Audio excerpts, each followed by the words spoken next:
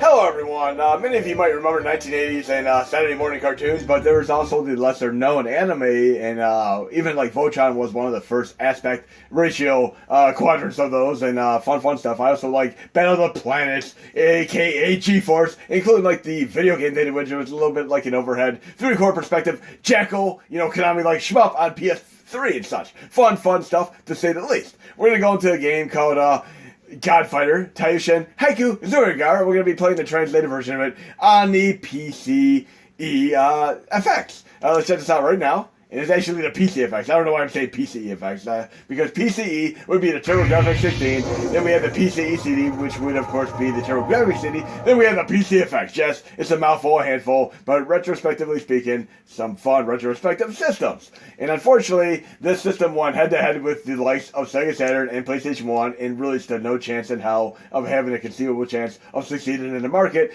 which was saturated with games like Tomb Raider, Wipeout, and of course, John Madden Football. And have you ever heard of Zeroigar? Most people wouldn't even be able to pronounce it. Have you ever gone to like a movie theater and you'd be basically like saying, "Hey, can I go see this Choo-Choo Zeroigar?" Well, whatever the anime movie is, I can't pronounce it. But look at us, we have this amazing thing. Star calendar, year beta 28. I mean, reminds me of going way back and watching like G-Force as a kid. And yes, I knew it as G-Force, but it was really Battle of the Planets, etc., etc. Love this stuff. Galaxy Lay in the Shadow of Death. And we're going to do a little bit of like a Magic 8 Ball of like plot lines from video games. And we're going to have like a princess being kidnapped. We're going to have an evil warlord, or wizard, or emperor, or ruler. Let's see here. Wilderness powers of death and destruction. I'm going to roll my magic. Oh, Zemo, the judge leader of the Celestial Empire. Okay, so yes, it does fit into the bill of the Magic 8 Ball of disastrous consequences here. We're going to go through the dark timeline of Godfighter Zeroigar, press the run button. And again, there's one thing I gotta tell you right now. If you go into retro settings, it might reset because the real hardware for these systems actually use the 2 buttons, which would be respectively select and start, and it would restart the system when you tap them at the same time. But I'm gonna try to hopefully do this without doing it. We're gonna set turbo to my 2 button, go back, and hopefully it doesn't restart. I restarted, but just remember that is why your games restart. But on the of course, SuperCharged core and the Metafed PC Fast core, I haven't worried it will not restart on you, but on this core, it's unable to be doing right now. But just avoid going to retro settings after the BIOS splash screen signifies. But we're going to do anime mode where we have the little cinemas here. But yes, if you do select plus start, even on the real hardware for a TurboGrafx Mini, it'll do the same thing. It'll reset back to the main menu. But Zone Zero, Zeroigar strikes. And speaking of anime, I'm going to be watching Castlevania Season 4. And I love many of the cast characters in the last several seasons.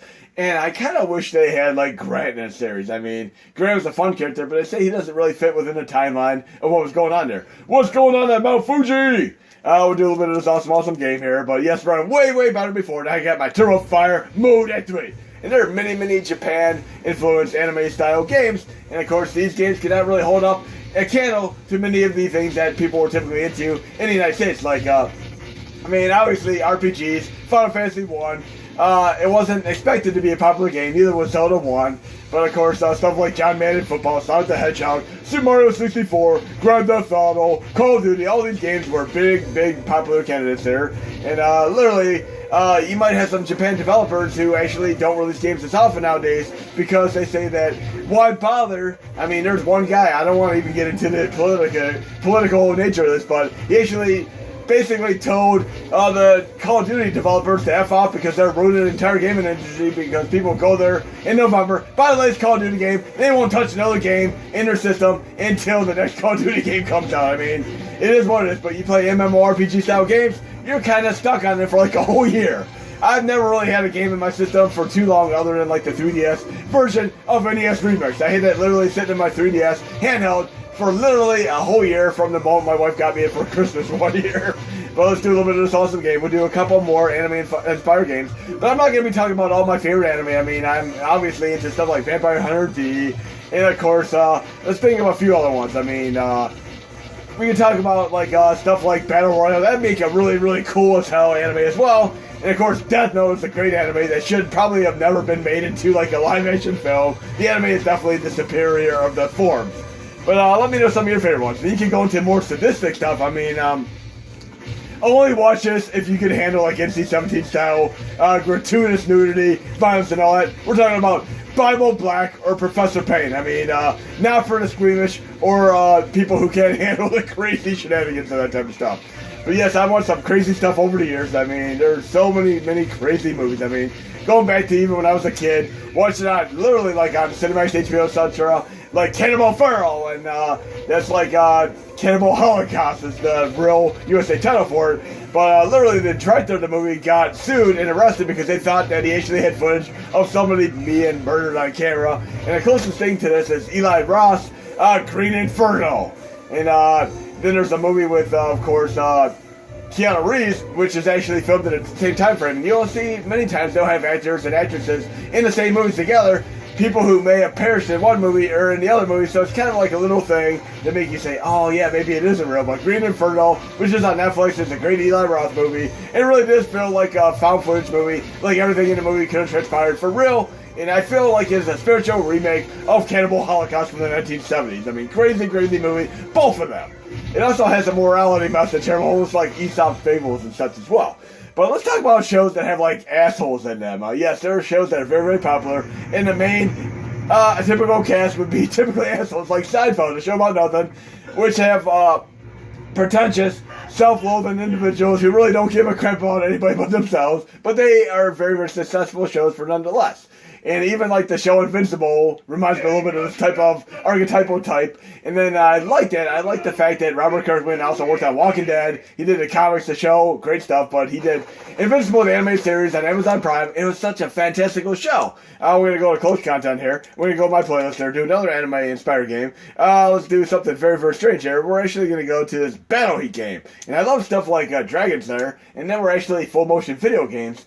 And this game is actually different because back then, because they were on a 700 megabyte format CD, they couldn't do a whole lot with the format because they had to compress the videos to fit the format. But what PCFX did, which is ingenious, is they actually took a bunch of JPEGs and they did them in a slideshow and added music to it. So it actually has higher quality than your Dragon's Lair on Sega CD of the time. So yes, this is way higher quality full motion video, but not really full motion video. Look at this. This is beautiful quality, but it literally is just a bunch of JPEGs. We're going to get in here and we do like a little bit of like on-screen prompts. I mean, very cool stuff. Do tournament mode activity here. But speaking of pretentious a-holes and such, we're going to get into the fact of the perimeter of The Boys, which is a great show on Amazon Prime. I love season 1 and 2. Ayakesh is such a fun character playing Stormfront. I was looking up, of course, other shows that some of these characters were in. I've seen Banshee with Homelander. That actor was in Homelander. But Ayakesh, who is in another show called You're the Worst. It's about two pretentious, self-loathing, self-destructive individuals who really don't give a crap or rat's ass about anybody but themselves. It's by the writer of Weeds, and he did such a fun job on the show. I watched a few episodes, and I'm absolutely hooked. You want to take two assholes, put them together, and they decide to have like a relationship on the basis that it's probably not going to work out anyway because all relationships fail. And they're assholes. And it has some fun supporting cast characters, like almost like a neurotic, like previous drug addict who has like PSTD. Did I say that wrong? I almost felt like I said STD. No harm, no foul. But in any case, he's like basically a recovered heroin addict. He had post-traumatic stress syndrome from being in the military, and he got hooked on heroin. This writer, the main character, Chris Gear, lets him move in with him, and it's kind of like a supporting cast character, and it works out pretty nicely here. Let's do some moves here. Battle Heat for the win here. Love this anime-inspired stuff here. Animated fighting game for the win here. And I still don't know what I'm doing. I really need to look up the controls for this. It's still fun to watch nonetheless. And there's another game just like this, which I'm going to showcase as well for a brief moment. Let's go to my playlist there. 10 Game Make You, and it's actually a great Far East of Eden, and it's actually one of the games that was fished up on 2010, 2016, etc., where it has like a timing, so you can time your days and all that. And what you do if you use the patch on the Far East of Eden for like Super Nintendo games, you actually got to start the game, then restart RetroArch like twice. Go to RetroArch settings and restart twice, and then the timing of the patch will actually take effect. But Far East of Eden, a great game. I mean, on the Verge system, that sounds like it's a fighting game on like Neo Geo, and on it's an RPG, and it's a Dragon's Lair inspired game on this system. But let's check this out. We'll do a couple more anime influenced games. I might actually move some of these games for PlayStation 1 to a follow-up video, but fun stuff here. Love Hudson South. Let's pick a character here. We'll pick this Brido style character because she has a fun, familiar character, and just love this stuff. I always like when they have like familiars in games and such. I mean, JoJo Bizarre Adventure, love the OVA fun series. I mean, the Bulldog in this series is so fun to watch. But check this out for yourself here. I mean, look at this. Look, it feels like a miniature version of the character from Neverending Story. Am I wrong? Or is it like Belle and Sebastian from that old Nickelodeon cartoon series from way back? I mean, before, when they had like Third Eye and all those other shows. I mean, the earlier Nickelodeon shows, as far back as like early 80s, like Pinwheel spinning around, and even Mr. Wizard. But yes, the Third Eye was a fun British show from way back then. They even had like Black Beauty from way back then. Fun stuff. But let's try some of these animes, cinemas out. We'll try a couple other games. And like the other TurboGrafx CD and TurboGrafx 16 systems, these have great music in some of these games. I mean, there's a great one-screen puzzle-style game, which it feels like a little bit like a Bubble-style game. But look at this. It feels like I have Belle and Sebastian here, or like Neverending Story dog mode for the win here. Let's do a little move here. Balloons? I want the red crayon. Okay. Remember Hard Rock Hallelujah? There's a great horror movie that actually had them in it. You know what movie I'm talking about? Oh, look at this. Feels like I'm right back watching these anime as a kid. These shows used to be out at like 4:30 in the afternoon when I got home from school and such. They weren't really on Saturday morning cartoons. Never-ending story! I'm all for the win there. And you might not realize that the same person who sang Never-ending Story actually sang Ha Shadow Eye for Kachagugu. Another fun 80s one-hit wonder band. But I like all their music. I mean, if you ever see this singer live, they'll actually do both Never-ending Story as well as Kachagugu music. But check this stuff out, and let's see what other kind of games we have in this playlist here. Oh yeah, there's some side-scrolling brawlers as well. Never-ending Story! Yeah! Song never gets old. I put that right up the top tier of them one-hit 80 wonder songs. Like Goodbye Horses, which it takes a different meaning when you watch movies like Silence of the Lambs, but I actually love this song on its own merit, standalone there. What the hell's going on there? Oh, this is so damn cool. Let's go back to here. And another game that's going to make it into the update is, of course, Turbo Outrun. Thanks, Arcade 2003. That'll be in my next video. And then we're going to have, like, an HD performance mode of Gran Turismo. And we're going to do this game here, Chip Chan Kick. It has a fantastic soundtrack. It feels like a side-scrolling Japan version of, like, Bubble Bobble. Let's check this out for a brief moment. Maybe one of the last games in this video. Well, when I get off work, I'm going to catch up on, like, more of the You're the Worst with iCash and Chris Gear. Great show there. And, of course, I'm going to watch Castlevania Season 4. I mean, the first 3 seasons were actually pretty phenomenal there. I mean, it takes, like, Bram Stoker's Story Dracula to the next level. And when I initially saw Bram Stoker's Dracula in the theater, I didn't think much of it, but I watched it again in the last year. It actually is a pretty genius movie ahead of its time. I love it. Interview with the Vampire as well. But let's check this out here. Again, when I first tested this game out, it had pretty damn cool music, but it feels a little bit like a spiritual Bubble Bobble here. Let's check this out for a moment here, and if we have time, maybe we'll try one more game here. But here we go. Let's check this out for a moment here. I'll play as Chap here. Chin and Chap. Did I click the wrong button? Yes, I did. Remember, some of these games actually work in reverse, like where we're playing PSP, PlayStation 1, etc., where the Japan versions of the games actually have X and circle reversed. Okay, let's check this out. And you literally like stun the enemies and then you kick them off the stage, kind of like Bubble Bobble style. But it's not with bubbles, you're using your kick. Go to the World Map first stage here. And this has some badass music. And there's another anime influenced style game on here, which actually has a great notable voice actor who does the adult Link in Zelda Ocarina of Time. I might be able to do that for a brief moment as well. Like I said, I'm recording this right before I go to work, so I'm going to show you a little bit of this game too. Okay. Let's start on level 1 start on. You can do 2-player mode activate as well. Okay. So we get stun the enemies there. With my little familiar there. Whoa! Let's not die. We all lost the life there. Wow. Okay. Okay. We can stun the enemies. This music's actually badass. I love this music. Bam! Look at that. It's definitely quite a bit like Bubble Bobble. You do like a 2-player mode activate, it is badass. The music holds up so well, and some of these musics are just really cool. Kind of reminds me of like the type of music you'd expect in like a typical IRM game. Whoa! Let's take the back road here. And it's kind of cool how it scrolls to the next stage too. Look at this. Almost like a little bit like Mario Brothers and such. Let's get through this real quick.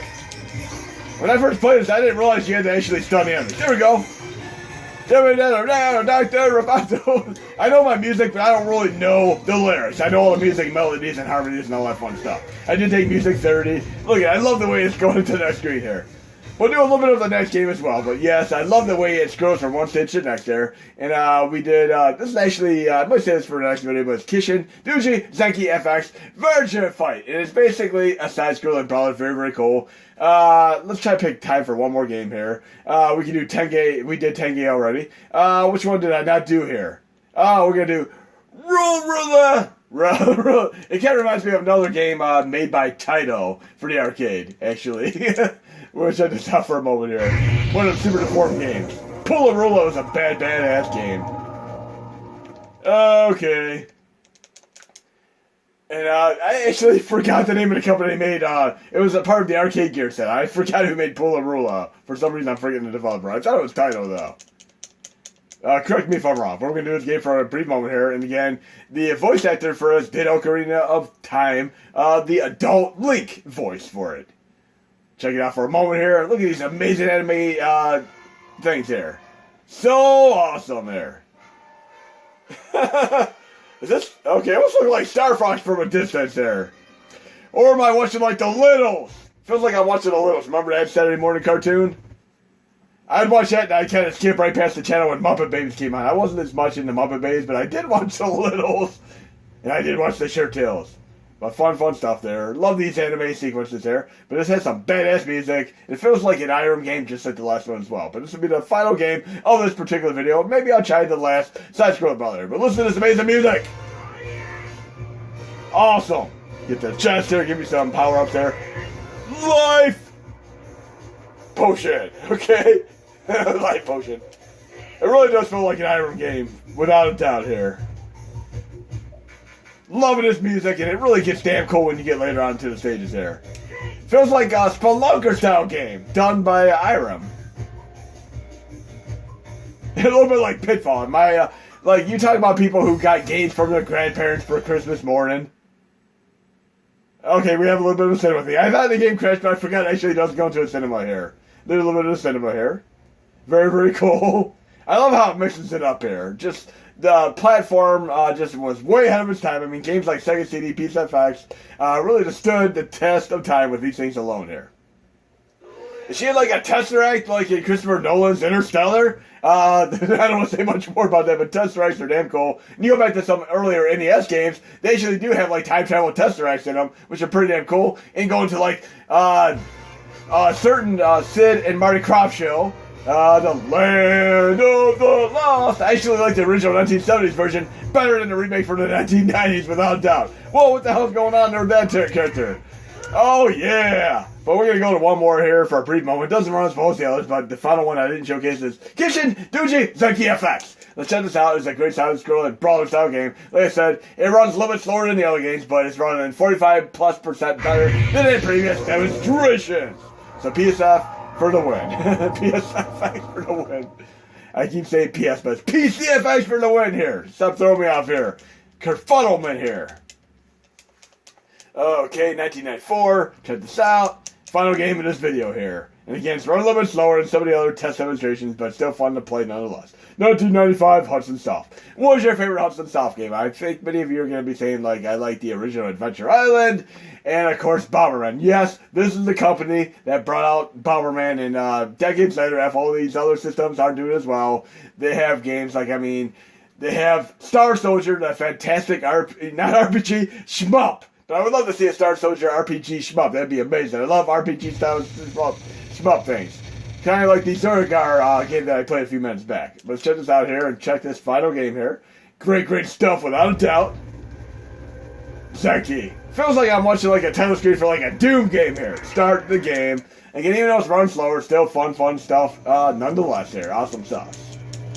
But every game I showcased today, all half dozen of them are pretty damn awesome. And again, literally every game on the system, I mean, except for maybe like 5 or 6 games, are all anime influenced. I mean, we do actually have a Super Power League baseball game. It's actually pretty damn cool because it has some nice sound effects of like the audience, the whoosh of the ball as it hits the bat, all that fun stuff. Great game. Maybe I'll do like a second PCFX video there.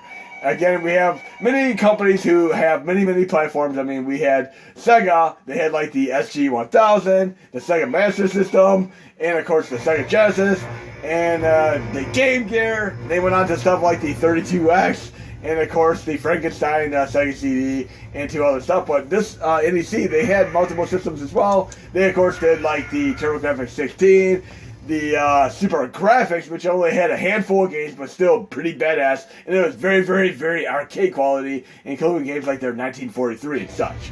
Well, check this awesome stuff. This is so damn cool. Look at this. Not the beating up thing, but the aspect that this really is just cool animation. I mean, so badass for the time here.